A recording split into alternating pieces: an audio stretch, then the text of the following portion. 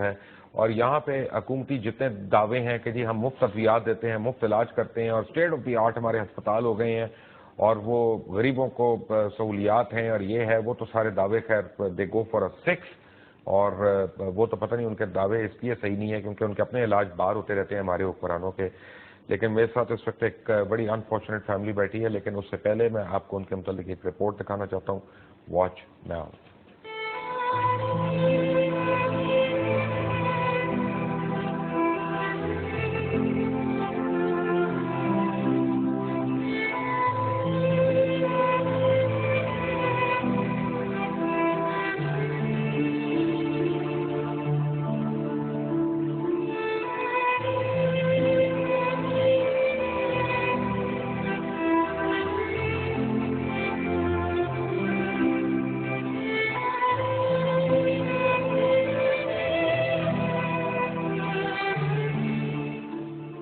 شکیل احمد لاہور کے علاقے شادرہ میں 2 مرلے کے ایک مکان میں رہائش پذیر ہے, جہاں اس کے پاس رہنے کے لیے صرف ایک کمرہ ہے, جس میں وہ اپنے 6 بچوں کے ساتھ رہتا ہے. یہی کمرہ اس کا باورچی خانہ, ڈرائنگ روم اور بیڈ روم ہے. بالائی منزل پر اس کمرے تک آنے کے لیے یہ بانس کی سیڑھی استعمال کرتے ہیں. شکیل کی سب سے بڑی بیٹی 16 سال کی, جبکہ سب سے چھوٹی بیٹی 3 سال کی ہے. فہد ان تمام بہن بھائیوں میں تیسرے نمبر پر ہے. اسے قسمت کی ستم ظریفی کہیں یا آزمائش کہ فہد پر یرکان کا حملہ ہوا اور روایتی ٹوٹکوں, پیروں فقیروں کے جھانسوں اور حکیموں کے چکروں نے بیماری کو اتنا پیچیدہ کر دیا کہ جب شکیل احمد نے ہر طرح کے طریقوں سے تنگ آ کر ڈاکٹر کا رخ کیا تو تشخیص سے پتہ چلا کہ فہد کو پلاسٹک انیمیا ہے. اس کی وجہ سے جسم نے خون بنانا بند کر دیا. اس کی بیماری کا حل صرف بون میرو ٹرانسپلانٹ سرجری ہے, جس کا خرچ شکیل کی بساط سے کہیں بڑھ کر ہے. پیسے نہ ہونے کے سبب شکیل اپنے بیٹے کا علاج کروانے سے قاصر ہے اور اس کی موت کا انتظار کر رہا ہے, کیونکہ ڈاکٹروں کے مطابق اگر فہد کا ٹرانسپلانٹ نہ کروایا گیا تو فہد کی موت واقع ہو سکتی ہے. وہ دوست جو کبھی جان چھڑکتے تھے آج جان کے دشمن بنے بیٹھے ہیں. قرضوں کی ادائیگی کے مطالبوں نے اس کا جینا دوبھر کر رکھا ہے. خون پسینہ ایک کر کے جو بھی کمایا جاتا ہے وہ فہد کی بیماری کی نظر ہو جاتا ہے. اب تو ہر 15 دن بعد فہد کے لیے خون کا انتظام کرنا شکیل کے لیے بہت مشکل ہو گیا ہے. لیکن جہاں حکمرانوں کے خون سفید ہو جائیں اور انہیں اپنی عیش و عشرت سے فرصت نہ ہو, وہاں کوئی کیا کر سکتا ہے. Welcome back. اور ایک آپ اسپیشل رپورٹ دیکھ رہے تھے, میرے ساتھ تشریف رکھتے ہیں شکیل احمد صاحب. یہ سربراہ ہیں اس بڑی انفارچونیٹ فیملی کی, اور سمینہ بی بی ہیں اور فہد بچہ, اور ایک چھوٹی بچی ہے. یہ اپنا نام بھی مجھے بتا رہی ہے. اس چھوٹی بچی کا نام کیا ہے جی؟ سحر. سحر نام ہے اس کا. سحر کیا حال ہے آپ کا؟ سحر ماشاء اللہ is a very very pretty child, اور اللہ تعالیٰ اس کو صحت دے, زندگی دے. شکیل صاحب, آپ کے بیٹے کو بون میرو کینسر ڈیٹیکٹ ہوا ہے. جی. تو کون سے اسپتالوں میں آپ جا رہے ہیں؟ میں 3 مہینے سے چلڈرن ہاسپٹل میں ہوں.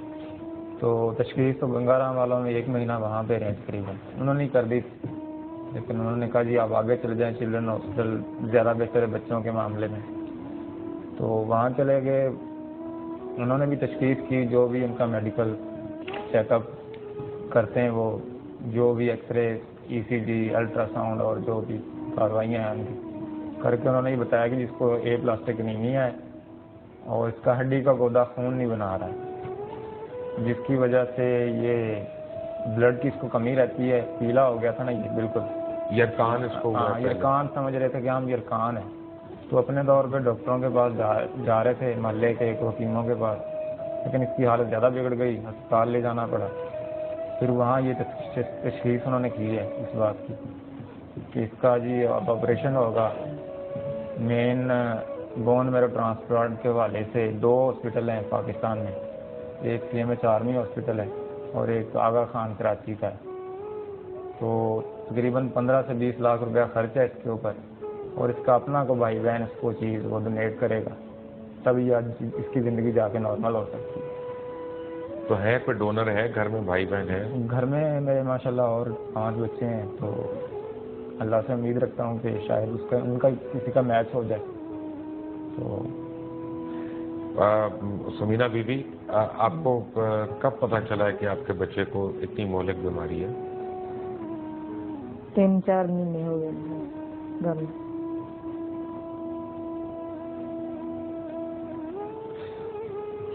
اپنا فہد, آپ پڑھتے تھے پہلے, اس سے پہلے جی پڑھتا ہوں. کون سی کلاس میں تھا بیٹا؟ 4th class.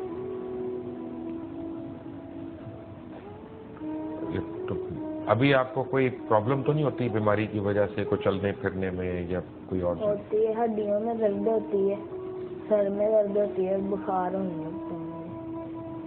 لیکن آپ ماشاءاللہ بڑے بہادر بچے ہو, اسی طرح رہو گے تو انشاءاللہ ٹھیک بھی ہو جائے گا. اس کو کتنا بلڈ لگتا ہے جی, کتنی بوتلیں لگتی ہیں؟ تقریباً 4 مہینوں میں 30 کو بوتلیں اس کو لگ چکی ہیں.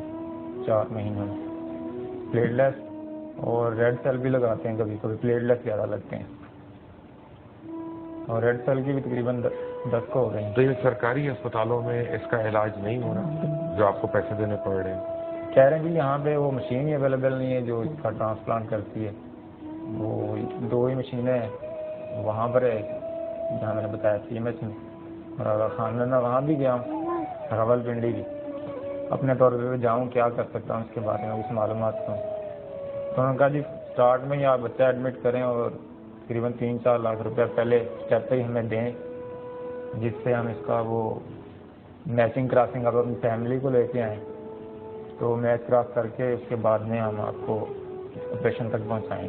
پہلے آپ داخل کروائیں, کتنی اماؤنٹ ہے آپ اکاؤنٹ میں جمع کروائیں, یہاں بچے کے نام سے کھلے گا.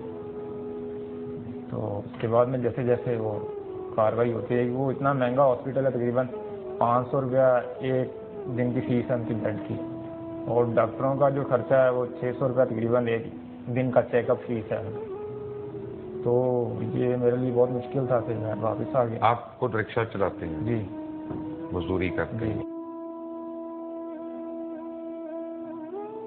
حکومت نے, بیت المال نے, یا کسی NGO نے, ان فلاحی ادارے نے, انہوں نے آپ کی کوئی ہیلپ کی ہے؟ سر تقریباً میں کافی لوگوں سے مل جل چکا ہوں اپنے بچے کی زندگی بچانے کے سلسلے میں, کہ جو میں رول پلے کر سکتا ہوں والد کی حیثیت سے. میں گیا ہوں, کافی جگہوں پہ گیا ہوں, لیکن میری سنوائی ابھی تک نہیں. چکر لگواتے رہتے ہیں دفتروں کے, یہ لے آؤ وہ لے آؤ. تو ابھی تک کیا آپ سے مانگ رہے ہیں؟ وہ کہہ رہے ہیں جی وہ اس کا ایسٹیمیٹ لگوا کے لاؤ ڈاکٹروں سے. میں نے کہا یہ میرا کام تو نہیں ہے جی ایسٹیمیٹ لگوا کے لانا, مجھے نہ کوئی لگوا کے دے گا. ایک بچہ بیمار ہے, کوئی داخل کروائے گا, اس کو ڈاکٹروں کا کام ہے ایسٹیمیٹ لگا کے دینا. 15 سے 20 لاکھ تقریباً جو ڈاکٹر بتاتے ہیں اس کو الٹی ہوتا ہے. مجھے ایک DB ٹیسٹ کا کہا انہوں نے 2,500 روپے کا ہوگا, تو میں گیا آغا خان لیبارٹری میں 2,500 لے کے, لیکن جب میں وہاں گیا تو انہوں نے کہا جی 8,000 روپے پے آپ کریں, پھر کے بعد اس میں یہ ٹیسٹ ہوگا اس کا. تو وہاں بھی جو انفارمیشن ملتی وہ بھی صحیح نہیں ملتی. اور ہاسپٹل میں ماشاءاللہ ایک بیڈ پہ 4 بچے پڑے ہوئے ہیں, 3 بچے پڑے ہیں. ایک ڈاکٹر ہے وہاں تقریباً 50 مریض اس کے پیچھے لگے ہوئے ہیں. اس طرح کا نظام ہے, افراتفری پتہ نہیں کس طرح کی ہے, قسم کی کیفیت ہے. تو سمینا بی بی, آپ پورا پاکستان آپ کی بات سن رہا ہے, آپ کچھ کہنا چاہیں گی؟ بچے کا علاج کروانا چاہتے ہیں, تو بچے کا علاج ہو.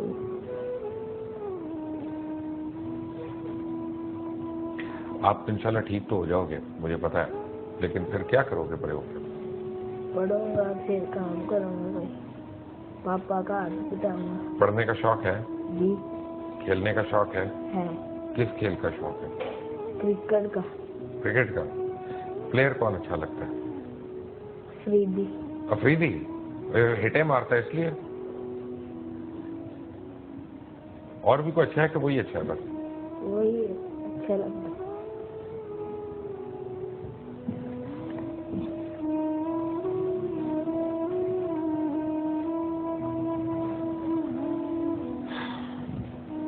دس از دا کڈ. اس کی شکل دیکھیں, اس کی لائف سیو ہو سکتی ہے. وی کین سیو ہم, وی کین ہیلپ ہم achieve his dreams and ideals. یہ کرکٹ بھی کھیل سکتا ہے, یہ پڑھ لکھ کے ایک کنٹریبیوٹنگ سٹیزن بھی بن سکتا ہے اس معاشرے کا, پرووائڈیڈ یہ معاشرہ خود اکٹھا ہو اور اس کو سپورٹ کرے. اور میں یہ نہیں کہتا کہ آپ لوگ امداد کریں, وہ غلط لفظ ہے. اس کی وجہ یہ ہے کہ یہ ایک انفارچونیٹ چیز ہے جو اپنی وجہ سے نہیں ہوئی, جو قدرت نے امتحان میں ڈالا ہے. اس فیملی کو تو قدرت نے امتحان میں ڈالا ہی ہے, لیکن ساتھ ہی ہم سب کو امتحان میں قدرت نے ڈالا ہے کہ ہم لوگ اپنی سوشل آبلیگیشنز کس طرح سے یعنی ان کو ہم پورا کرتے ہیں. اور ہم جتنا بھی, جیسے قرآن مجید میں آیا کہ فَبِأَيِّ آلَاءِ رَبِّكُمَا تُكَذِّبَانِ, کہ ہم جتنا بھی پھر شکر کریں وہ کم ہے.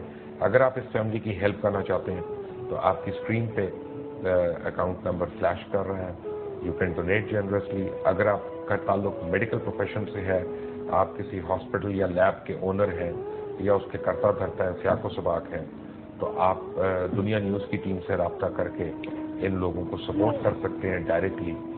اور میرا یہ خیال ہے کہ ابھی بھی پاکستان میں ایسے لوگ ہیں کہ جو کہ ہو کین انشور کہ فہد جو ہے یہ انشاءاللہ نہ صرف صحت مند ہو بلکہ یہ کرکٹ بھی کھیل سکے اور اپنے آئیڈیل شاہد افریدی کی طرح اتنا ہی فٹ ہو کے کھیل سکے اور گراؤنڈ میں اترے کہ جتنا اس کا آئیڈیل ہے.